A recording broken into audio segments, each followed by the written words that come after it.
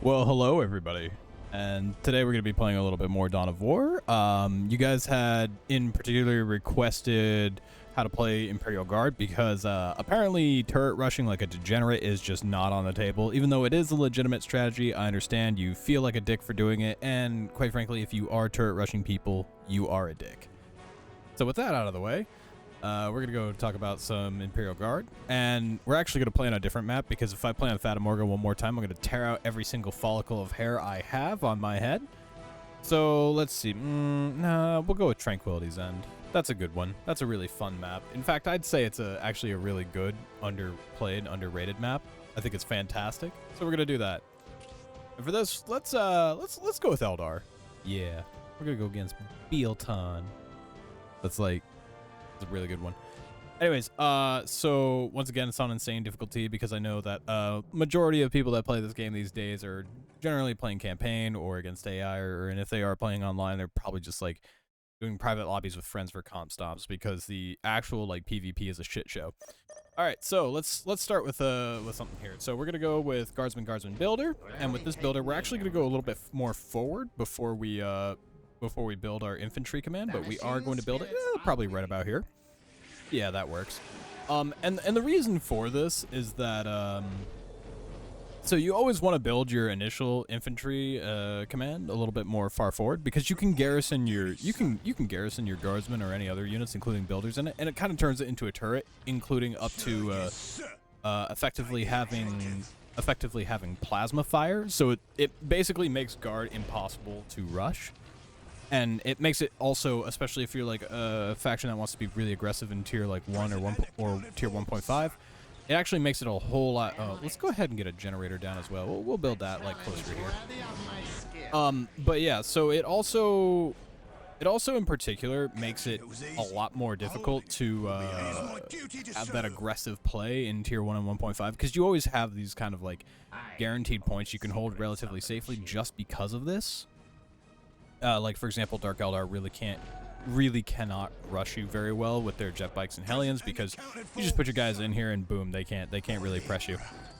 So that's just something to consider there. Now when there we go, perfect. We're gonna get our LPs going. We're gonna get this commissar early on, and from here we're gonna get another guardsman squad. And we're also gonna get the command squad, and that'll be good.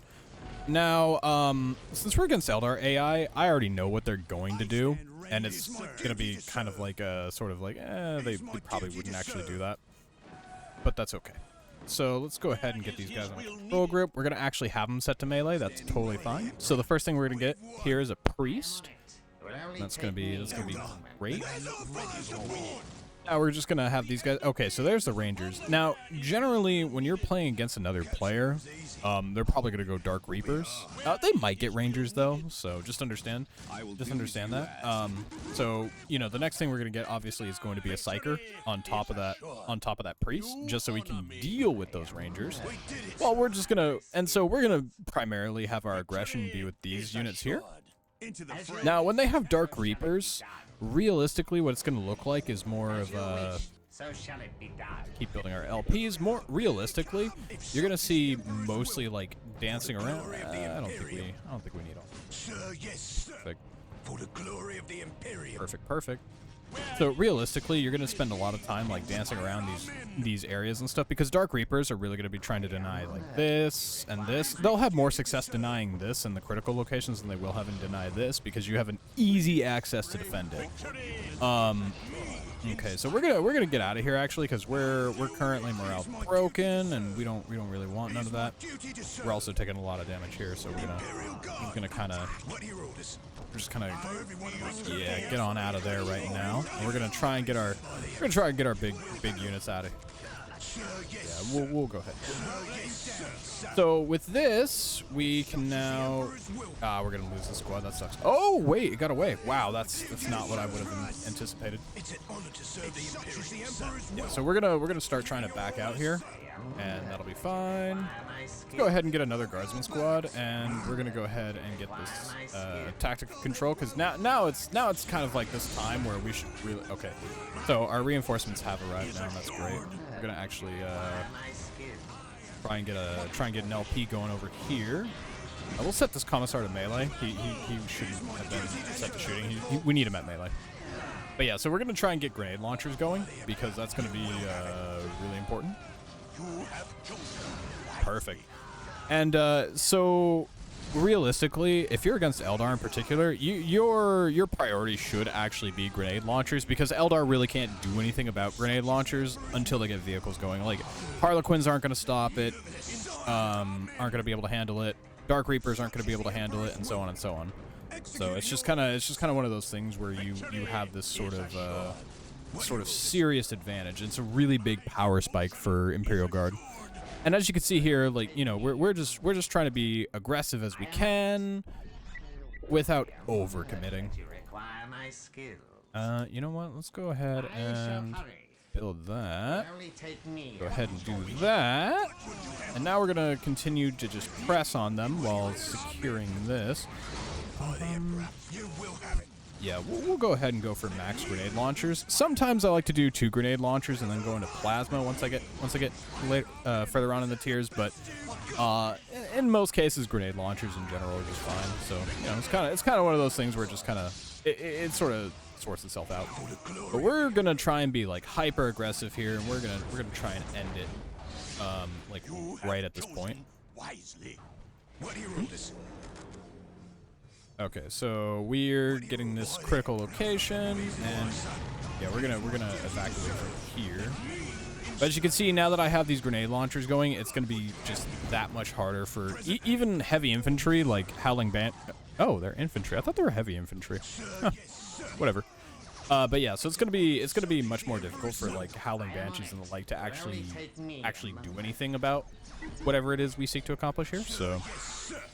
And of course, we can continue to press them a little bit more. Yeah,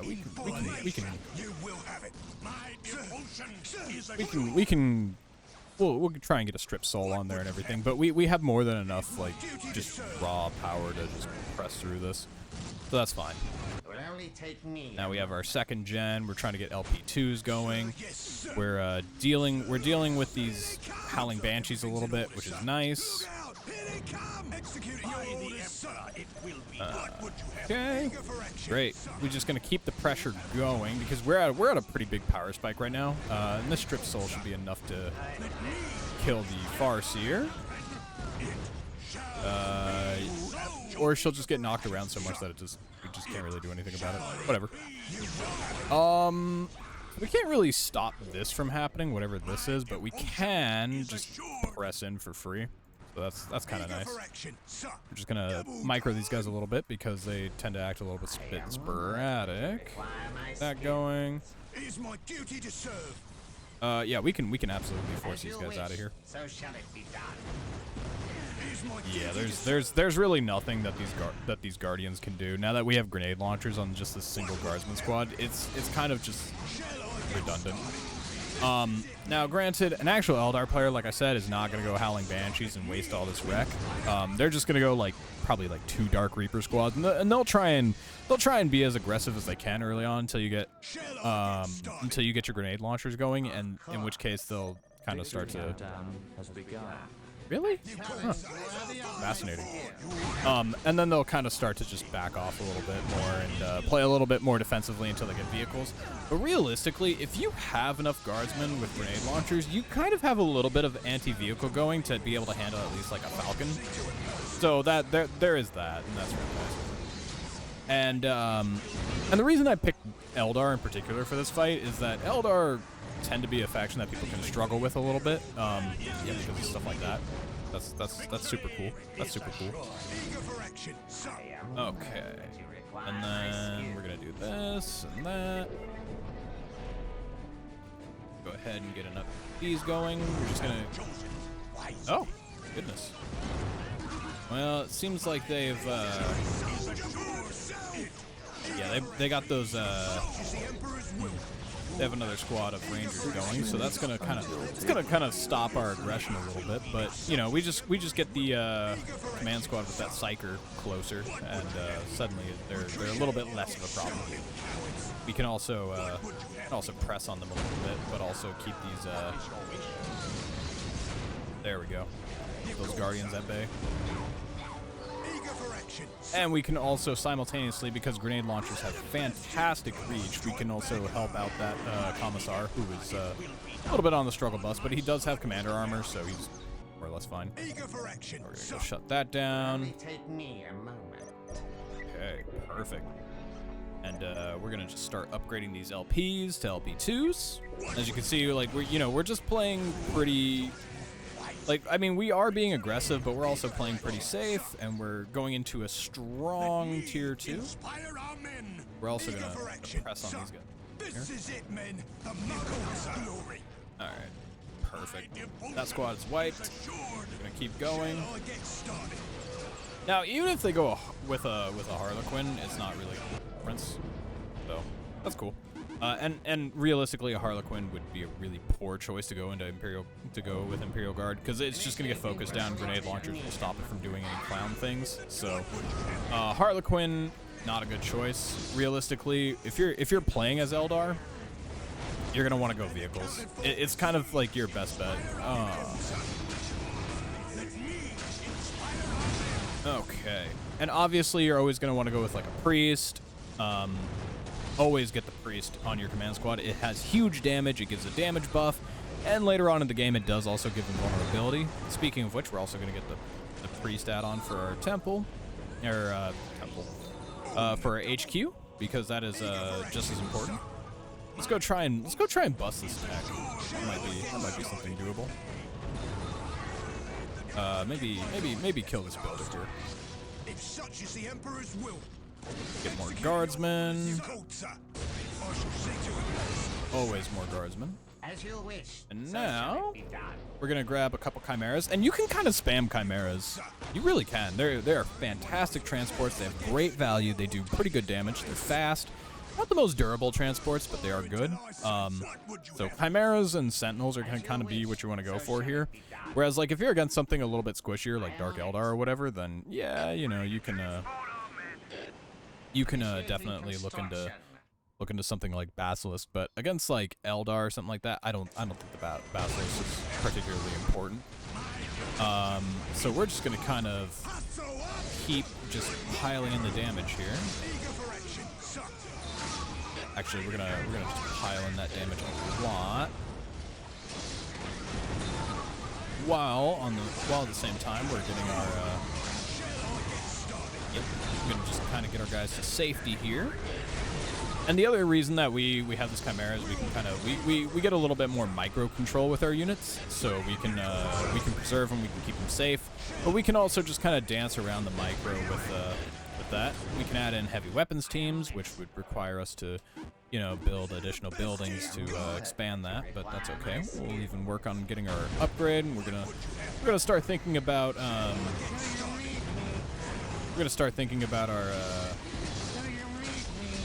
get that priest rebuilt, and we'll start thinking about tier 3. We're in a commanding lead here. Realistically, the game's over at this point, but you know, it's just kind of one of those things where, you know, now we have enough.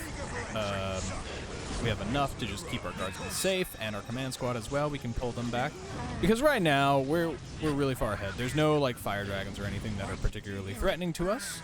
Now, granted, you know, howling banshees and the like, if they were to get on this, you know, they can kind of be annoying. But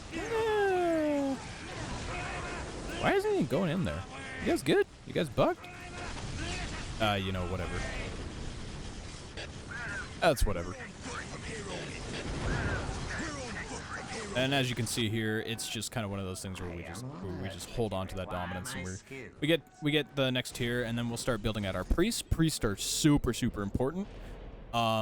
So personally, I recommend that when you do start getting priests online, that you don't have them attached to squads, because they can really help tie up other things that would otherwise threaten your squads.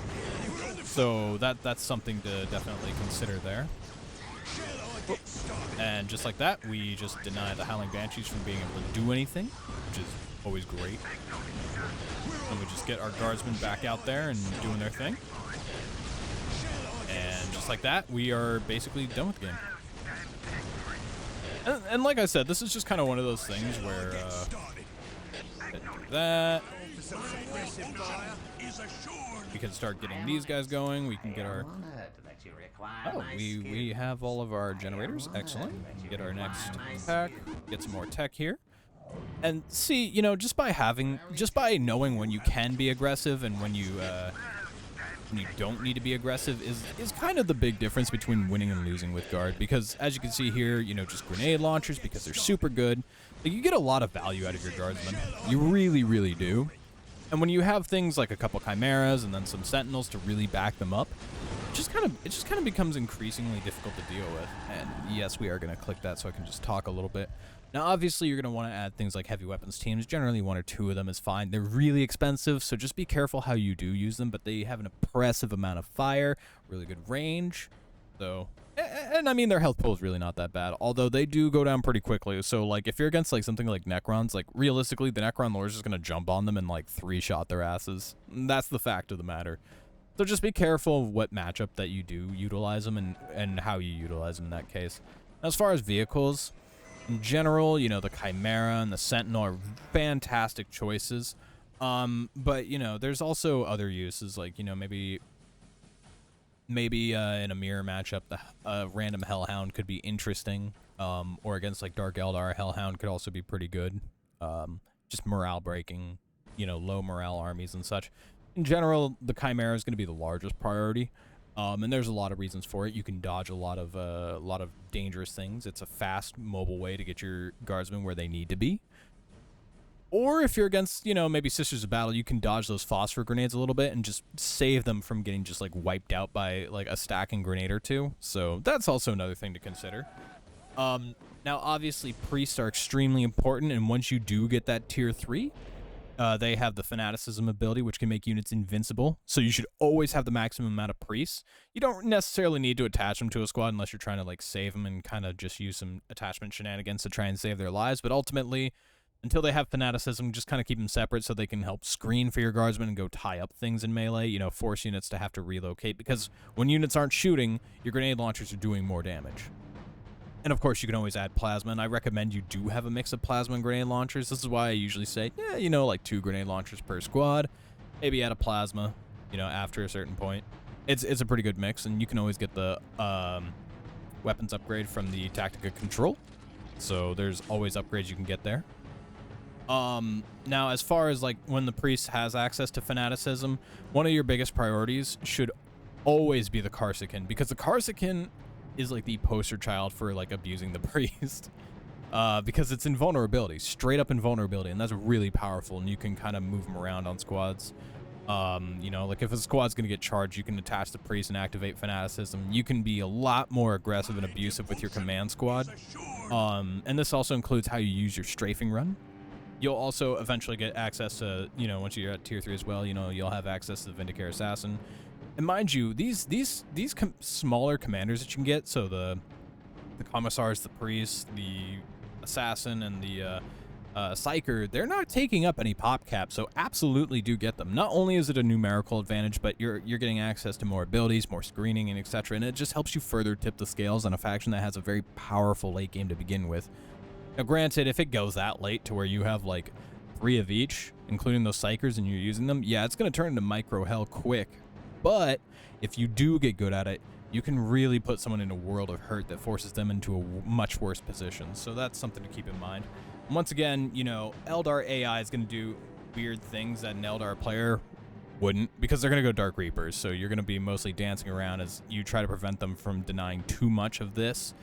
And maybe they might deny this temporarily, but not for too long. But once, like I said, once you do get that Tactica Control up and you have grenade launchers on your guardsman squads, Dark Reapers cannot do anything about it. So just be aggressive, start pushing, and take back control of the map. Just understand what your power spikes look like and make the right choices for the right matchup on the right map. Because obviously there's a lot of negative cover around here, so, you know, that's something to keep in mind. But yeah, so I hope this helps you guys on a little bit of how you can really succeed with Imperial Guard and things to keep in mind. You know, your buildings, you can build them a little bit more far forward, especially those initial infantry commands, because it can really just shut down rushes on its own while also having a little bit of coverage from the listening post, as well as just like this sort of range where you can have guardsmen try and stop aggression on this, and then they can retreat into here. So just be mindful of where you place those initial buildings because it can make a difference later on. So don't build it like here, try and build it far forward. Just small things like that are going to make the difference, and that's the difference between a good and a great Imperial Guard player. Anyways, you guys, go forth and serve the Emperor, and I'll see you later. Bye-bye.